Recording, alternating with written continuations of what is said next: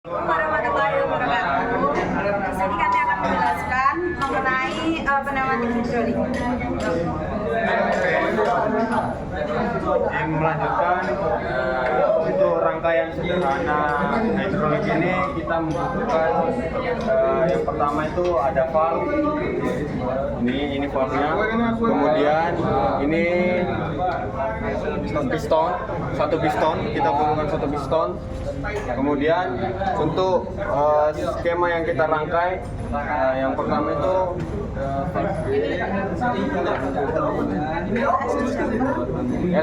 LS di jumper ke P2 yang bertujuan untuk memperkuat tekanan. Kemudian T2 menuju ke valve dengan T ke T.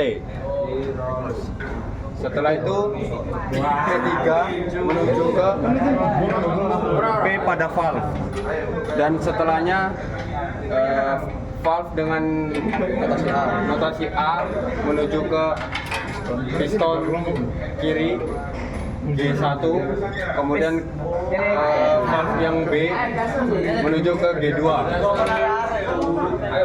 Setelahnya ini ada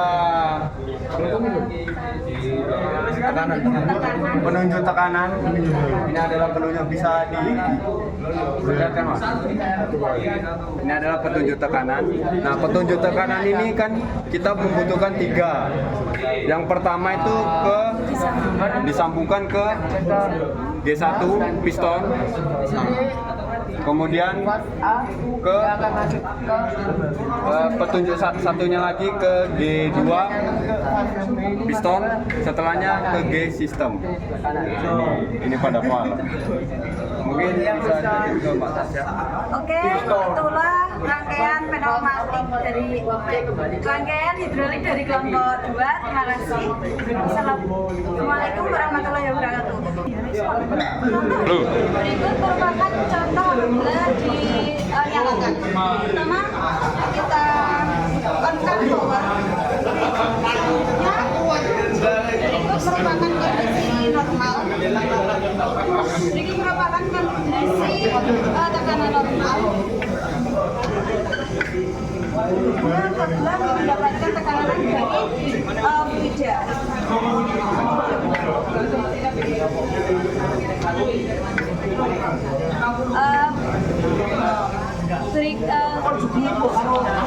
Terima kasih, itulah contoh simulasi dari rangkaian kami. Wassalamualaikum warahmatullahi wabarakatuh. Di sini kami ingin menjelaskan hidrolik rangkaian 2. Untuk komponen-komponen yang dibutuhkan adalah yang pertama satu buah piston, lalu valve, lalu ada relay valve, sama pengukur pressure meter. Pembuatan dari Langsung bisa jelaskan oleh Mas Edi? mungkin rangkaiannya dari kompresor hidroliknya masuk ke Relay valve.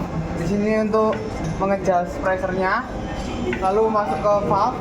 Setelah dari valve disalurkan ke piston. tentunya di pressure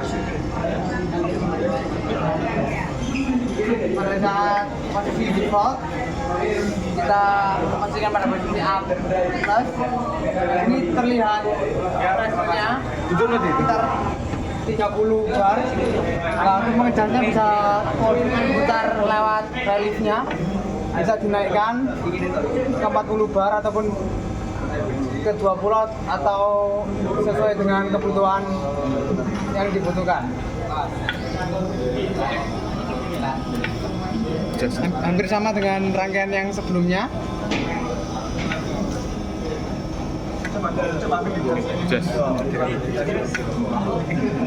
Balik. Posisi. Oke. Nah, sekarang adjust pada posisi piston. Sekarang untuk pressure-nya kita atur untuk kita naikkan barnya.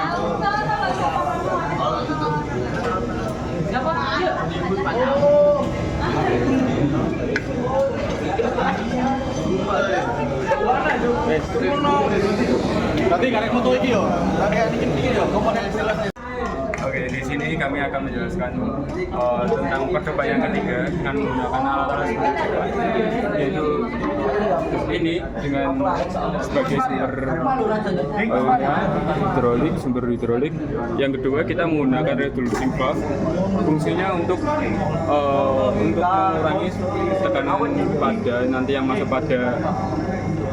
pada valve.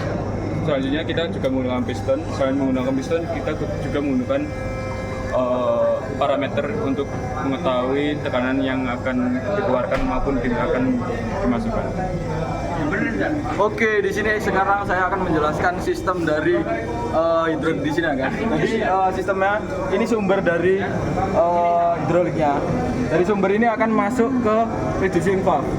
Nah, dari reducing valve ini nanti akan terukur G sistemnya. G sistem itu tekanan sistem, tekanan awal. Jadi dari tekanan awal ini masuk ke reducing valve. Dari reducing valve akan masuk ke solenoid valve, ke valve. Jadi nanti tekanan dari solenoid valve ini akan diatur oleh reducing valve. Setelah masuk solenoid valve, piston yang simbol A ini akan masuk ke G1. Jadi G1 ini akan tekanannya akan diatur oleh ini, terlihat di sini. Lalu G2 tekanannya di sini G2. Tekanannya bisa dilihat di sini. Jadi ini saat kondisi piston A+ akan tekanan yang terlihat akan G1. Jika piston A-, tekanan yang terlihat adalah G2. Oke, di sini kita langsung praktekkan aja. Ya.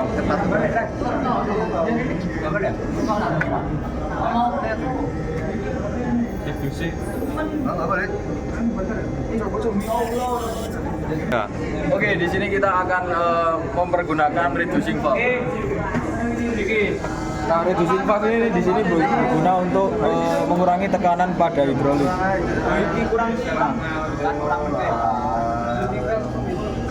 Di sini tekanannya terlihat sangat rendah, sampai 0.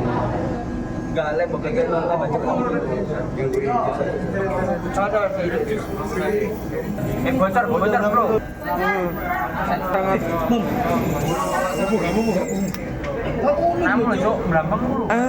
Nah, di sini tekanannya sangat rendah. Menggunakan reducing valve. Terima kasih. Wassalamualaikum warahmatullahi wabarakatuh. Di sini kita akan melakukan praktikum hidrolik. Berbeda dengan praktikum yang sebelumnya, ini mirip pada praktikum yang pertama. Yang membedakan adalah di sini terpasang flow control yang terhubung pada sisi kanan piston atau sisi B dari valve ini. Jadi dimulai dari pressure dari P ini akan masuk ke dalam valve. Valve dibuka kepada pressure level, lalu sini ada tertera huruf D yang berarti keluaran dari oli yang akan bekerja di sini akan dikembalikan kepada tangki. Nah, setelah itu di sini ada keluaran A dan keluaran B. Keluaran A langsung menuju kepada sisi kiri piston, sedangkan keluaran B akan menuju ke flow control terlebih dahulu, lalu keluaran dari flow control akan masuk ke sisi piston. Jika kita simulasikan, flow control di sini akan mengatur pergerakan lambatnya yang keluar dari flow control sini akan masuk ke sini. Itu akan diperlambat pergerakan pistonnya. Bisa kita contohkan. Nah, kalau ini bergerak ke depan, maka yang bekerja adalah sisi sebelah sini dari piston.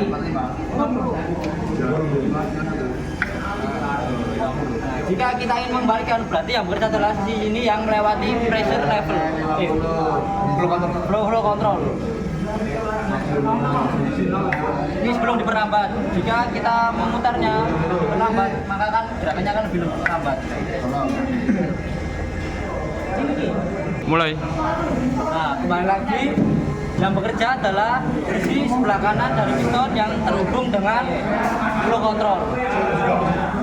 flow ini sebelum dikecilkan. Kita kembalikan lagi ke posisi semula. Lalu kita akan mencoba diputar flow kontrolnya dan dikecilkan. Ini dong. Saya capek.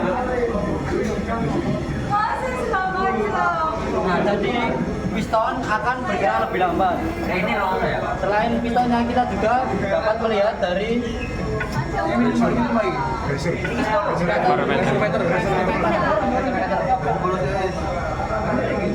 ingin lebih cepat, lebih cepat namanya. ya, jika ingin lebih cepat, kita bisa memutar lagi kembali dan kecepatan seperti semula.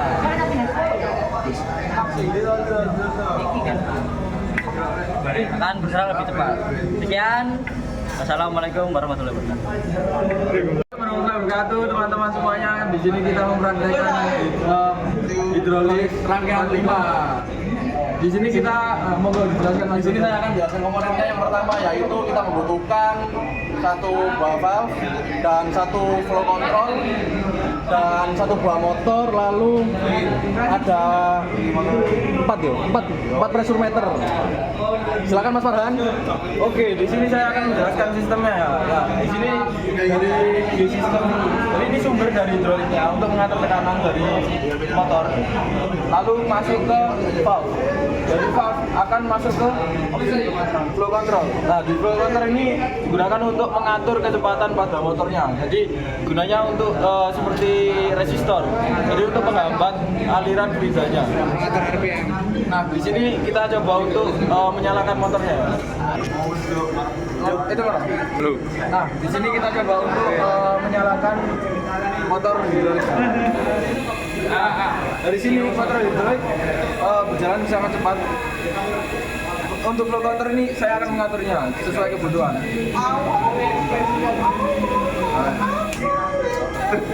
Nah, di sini saya akan mengatur kecepatannya. Nah, di sini saya akan melambatkan, menurunkan tekanan pada fluidnya. Nah, di sini tekanannya sangat rendah, makanya karena motornya sangat pelan. Saat tekanannya dinaikkan atau tinggi, kecepatan motor akan semakin meningkat. Kita akan coba.